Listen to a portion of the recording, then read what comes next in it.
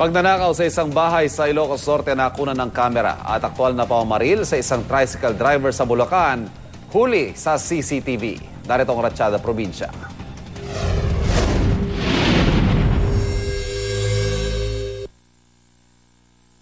Pagmastang mabuti ang tricycle driver na ito na may kasunod na motorsiklo sa kantong ito ng barangay Saluisoy, may Kawayan, Bulacan.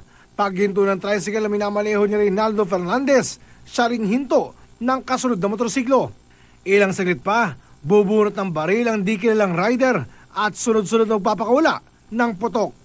Sadya naming puputulin ang aktwal na pamamaril. Nakaiwas ang target na si Fernandez at nagawa pang makatakbo. Pero di pa nakontento ang suspect na hinabol ang biktima gamit ang kanyang motorsiklo. Sa huli, nagawa niyang mapatay si Fernandez. Nasawi rin sa pamamaril ang isa pang tricycle driver na si Mar Santos, nakatabi lang sa pilahan ng biktima.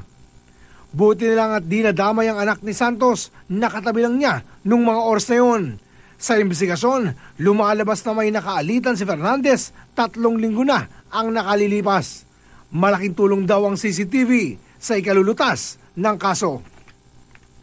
Huli rin sa CCTV ang pagnanakaw sa isang bahay sa Lawag City, Ilocos Norte. Dahan-dahan pa ang suspect na dumaan sa bakod. Sa tulong ng kamera, nakilala ang suspect na si Leslie Soliman na trabahador ng mga biktima. Kahit natukoy sa footage, maring itinanggi ng suspect ang paratang. Inihahanda na ang reklamo laban sa kanya. Para sa unang balita, Oscar Oida reporting.